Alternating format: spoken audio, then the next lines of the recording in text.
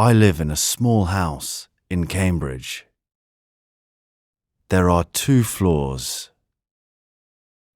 Downstairs, there is a hall, a living room, a kitchen, and a bathroom.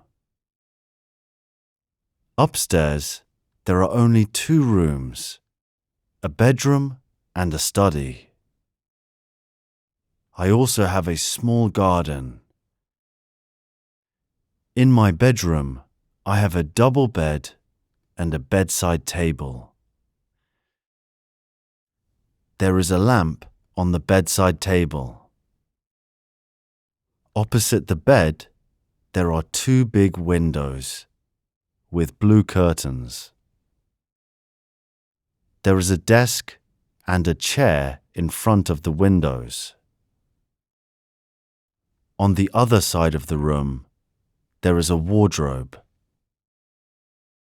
In the living room, there is a sofa and a TV. I relax and watch films here. There are some pictures on the wall above the sofa. On the floor, there is a red rug. In the kitchen, there is a fridge, a cooker, a sink, and a table with 4 chairs. The bin is under the sink. I eat breakfast and dinner in the kitchen.